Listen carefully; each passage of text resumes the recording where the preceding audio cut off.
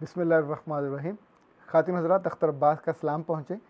ज़िंदगी में जालसाज़ी हम उस चीज़ को कहते हैं जो हम नहीं होते पर हम करने लगें, या उसको हम कहते हैं जो आप नहीं हो, अगर आप वो करके दिखाते हो, जो उस बारे में बोलते हो, तो हम कहते हैं ये एक्टिंग कर रहा है।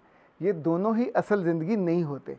अभी पिछले दिनों लाहौर का जो मशहूर कॉलेज है FC कॉलेज, वहाँ एक स्टूडेंट्स की ऑर्गेनाइजेशन ने एक कैप्टन साहब को बुलाया, उनका ख़िताब फरमा के उनके साथ सेल्फियाँ ली।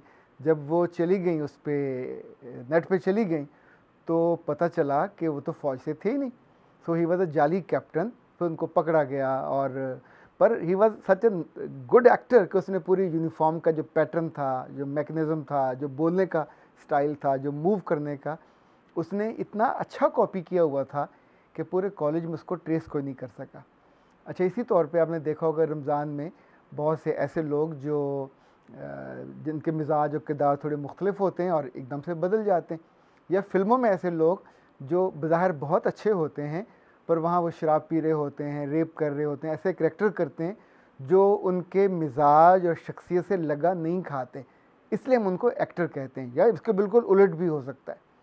ये जो महीना हमारा इस वक्त गुज़र रहा है, ऐसा खूबसूरत और शानदार महीना है कि इसमें भी एक्टिंग करने का और जालसाज़ी करने वालों का यूँ समझे कि एकदम से पता चल जाता है। और पर इस महीने में खूबी और ख़ूबसूरती ये है कि उनको कुछ कहा नहीं जाता, बल्कि उनके लिए ऐसा मौका और अपॉर्चुनिटी दी जाती है कि अपने अंदर की वो खूबसूरती को नए सिरे से न सिर्फ पहचान सकें, बल्कि अपने रवैये को और एटीट्यूड को बहुत बेहतर कर सकें। कल 2 दिन गुज़रे हैं, सुबह फजर में, मगरिब में, इशा में, जब जब मैं मस्जिद में गया हूँ तो इतने लोग थे जितने जुमे की नमाज़ में होते हैं, यानी आखिर तक, आखिरी सफ़ तक भरी हुई थी। इन सब को देख के मेरा दिल खुश हुआ। मैंने अपने रब से पूरे दिल से दुआ की कि ये लोग अपनी ज़िंदगियों में खुश रहें और ऐसे ही आते जाते रहें। पर ऐसे में कितने ही लोग हमारे ऐसे भी हैं जो इनको देखकर इन पे फप्तियाँ कसते हैं, इन पे जुमले कसते हैं। उनका कोई हक नहीं है कि इनको महीने के बाद आने पे या साल के बाद आने पे यूँ बेइज्जत करें। वो इनके मेहमान नहीं हैं, मेरे रब के मेहमान हैं। तो रब अपनी मेहमानों की मेहमानदारी करते हुए नहीं थकता, वो उनके लिए हमेशा अपनी रहमतों के दरवाज़े खोल देता है। हम पता नहीं क्यों दिल छोटा कर लेते हैं। अपने घरों में जो हमारे बहन भाई, हमारे इज़्ज़ा व कारब आम ज़िंदगी में कमज़ोर होते हैं, अच्छा तर्ज़ अमल इख्तियार नहीं करते, कंजूस होते हैं, समटाइम हमें तंग करते हैं, तो रमज़ान में अगर उनके दिल पे खुशबू उतरने लगे, उनकी ज़ुबान से फूल झड़ने लगे और उनके तर्ज़ अमल में बेहतरी आ जाए, तो प्लीज़ उनको ताने मत दीजिएगा, मिलकर उनको सपोर्ट कीजिए, और ताकि उनका ये तर्ज़ अमल जारी रहे। मुझे कभी कभी लगता है कि ये रमज़ान एक ऐसा शानदार महीना है जो अल्लाह से मोहब्बत और ताल्लुक़ को बेहतर करने का महीना है, और जो बाकी 11 महीने हैं वो अल्लाह की मखलूक से ताल्लुक़ को बेहतर करने और उनसे दुआएं लेने के महीने होते हैं। सो दोनों का टेम्परामेंट अलग है। आपकी नीयत क्या है ये कोई नहीं जानता, पर आपका तर्ज़ अमल क्या है ये हम सारे जानते हैं। आपकी परफॉर्मेंस क्या है इसी पे फ़ैसला होता है। सो जब रोज़ा हम रखते हैं तो कोशिश करते हैं ख्वाहिश के बावस्फ़ कि न किसी के सामने खाते हैं, मौका मिले तो भी नहीं खाते, अकेले में हों तो भी नहीं पीते, और अपने रब से उस वादे को निभाते हैं, उस एतबार को जो हमने ख़ुद उसके साथ एक वादा किया होता है सुबह दुआ करके कि अल्लाह मैं तेरे लिए रोज़ा रख रहा हूँ। अच्छा, ये रोज़ा सिर्फ़ भूखा तो नहीं है। अगर इस दौरान आपकी ज़ुबान आपके काबू में नहीं है, इस दौरान अगर आपका दिल आपके काबू में नहीं है, जब हम छोटे होते थे मुझे याद है सख्त गर्मियाँ होती थी तो हमारी वालदा एक टब में पानी डाल के हमारे पाँव उसमें डाल देती थी, और हमारे सर पे जो दुपट्टा होता था वाइट कलर का, वो गीला करके सर पे दे देती थी, कभी कभी टॉवल भी दे देती थी। उससे सर ठंडा रहता और थोड़ा वो गर्मी का वक्त निकल जाता।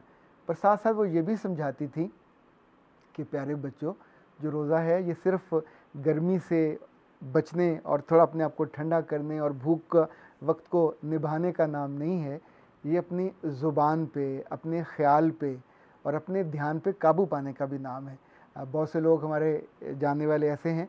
अच्छा, चूँकि बचपन में हमने जो खुद किया, हमने इवन कॉलेज के ज़माने तक भी किया कि रोज़ा रख के कभी कभी फ़िल्म देखने चले जाते, और उसमें जो रोज़ा अच्छा गुजर जाता, लेकिन अल्लाह जाने वो रोज़ा कैसा होता कि जो बीच में गाने भी चल रहे होते और बीच में सारी चीज़ें चल रही होती। क्या वो रोज़ा अगर आपके साथ पैकेट में बंद करके जब रब के सामने जाए तो इस काबिल होगा कि दिखा के उससे दाद ली जा सके कि मैंने तेरे लिए किया। सो अल्लाह के रसूल की हदीस भी है कि अगर तुमने झूठ बोलना ना छोड़ा तो बेज़ाहिर है रोज़ा तो वो रोज़ा नहीं है।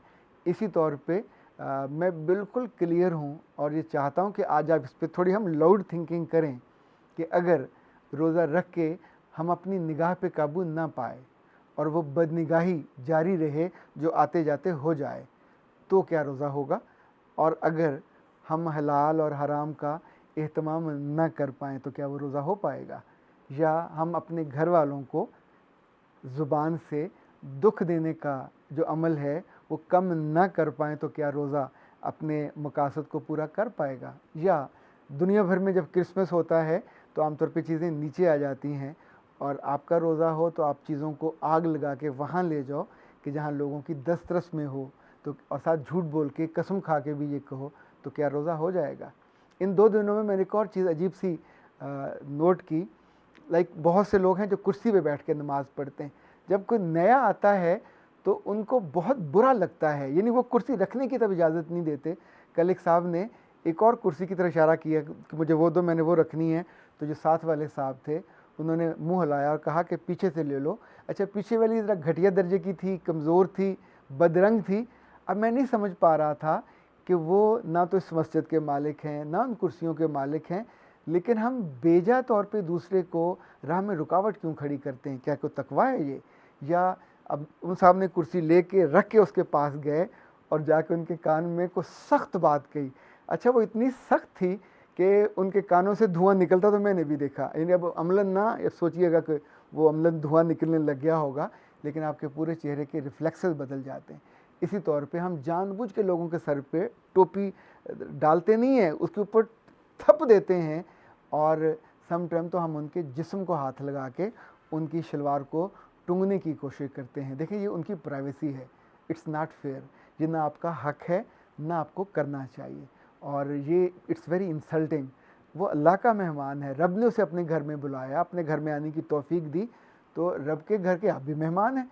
तो मेहमान की इज़्ज़त करेगा, एहतराम करेगा, उसके लिए कोई इंसल्टिंग चीज़ नहीं करेगा इसलिए कि आप उसके मालिक नहीं हो। इसी तौर पे घरों में जब हम दफ्तरों से वापस आ रहे होते हैं और सिग्नल्स पे रश होता है और हमारी ज़ुबानों से क्या फूल निकलते हैं और हम कितने बेसब्रे हो जाते हैं और छोटे छोटे जब एक्सटेंड करते हैं तो मुंह बाहर निकाल के किस तौर पे सख्त जुमले कहते हैं। क्या हमारे रोज़े के साथ, यानी जब हम जब केक लेते हैं तो उस पर टॉपिंग करते हैं ना, उसकी अलग से पेमेंट होती है तो अच्छा खूबसूरत हो जाता है। तो क्या हमारे रोज़े के केक पे इस तरह की चीज़ें लगी हुई हों तो उसको वो खुश रंग बनाएंगी, खुश जायका बनाएंगी, बद रंग बनाएंगी या बद जायका बनाएंगी। आप ये मत कहिएगा, आप चाहे लड़के हो या लड़की है, कि मेरी नीयत तो ठीक थी, बस उस वक्त मैं कंट्रोल नहीं कर पाया। तो मैंने गुजारिश की, नीयत की नहीं देखा जाएगा, आपकी परफॉर्मेंस और आपके लफ्ज़ों को और आपके अमल को देखा जाएगा। तो रोज़ा इज़ ए सिंबल, और ये सिंबल मोहब्बत का है, रब से मोहब्बत का। ये सिंबल ढल जाने का है, उसकी पसंदीदा आदतों को इख्तियार करने का। रोज़ा जालसाजी का इल्ज़ाम हम पे ना लगा दे, रोज़ा किसी एक्टर का हम पे इल्ज़ाम ना लगा दे कि उसकी ज़िंदगी और तरह की थी, ये एक्टिंग करता रहा। सो इस दोनों इल्ज़ामों से बचना बहुत लाजिम है, क्योंकि ये सारी चीज़ रिकॉर्ड होती है और रिकॉर्ड होने वाली चीज़ या तो आपका एजाज़ बनता है, तो ये आपके ख़िलाफ़ इल्ज़ाम बनता है और उसका सबूत बनता है। इस प्यारे महीने में, इस मुक़द्दस माह में जो अल्लाह ने हम सब पे वाजिब किए रोज़े, इसमें सारी जो दीनी तालीमात हैं वो अपनी जगह पे आप उसको ज़रूर पढ़िए, सुनिए, पर मैं तो सिर्फ ये कहना चाहता हूँ कि चंद चीज़ों को अपने लिए एक सिंबॉलिक रखिएगा कि क्या इस महीने अल्लाह से आपकी मोहब्बत बढ़ी, नंबर 2 उसकी किताब से आपका ताल्लुक़ बढ़ा, नंबर 3 अपने वालिदैन और अपनी बीवियाँ और अहल वयाल उनकी मोहब्बत और उनके लिए सॉफ्ट होना कितना आपके अंदर उतरा, और नंबर 4 जिस जॉब पे हैं वो जॉब के सारे घंटे आपने हलाल किए या रोज़े के नाम पे काम ना करके अपने लिए रुसवाई क्रिएट की, नंबर 5 इस माह में आपका रिस्क ज़्यादा बढ़ने के लिए आपने क्या किया? क्या अल्लाह के बंदों पे ख़र्च किया? क्या उनकी इफ्तारियों पे ख़र्च किया? क्या उनकी दावतों पे ख़र्च किया? क्या कुछ लोगों को रिस्क देने के लिए उनके घर रिस्क पहुंचाया? क्या देखें, छोटे-छोटे सिंबल्स हैं, चाहे वो ईद से पहले फितराना हो, ज़कात हो, या लोगों पे ख़र्च करने के लिए अतियात हों। ये तो आपका दिल है, ये आपका ज़र्फ़ है जो अल्लाह को लूटने के लिए, क्योंकि वो कहता है कि जो मेरे बंदों पे मेरे लिए ख़र्च करेगा, उसकी मिसाल ऐसे है कि जैसे उसने एक दाना बोया और उसमें से 7 बाली निकली और हर बाली में 100-100 दाने, तो ये 700 गुना बनता है, और ये सूरह आल इमरान में है। तो ये भी आपकी मर्ज़ी है कि इस बीच में दूसरे को और याद रखिएगा कि वालिदैन पे ख़र्च करना, बीवी पे ख़र्च करना, बच्चों पे ख़र्च करना, बहन भाइयों पे ख़र्च करना, ये सारा ख़र्च करना अल्लाह को बहुत पसंद है। अव्वल ख़ेश है, बाद दरवेश है।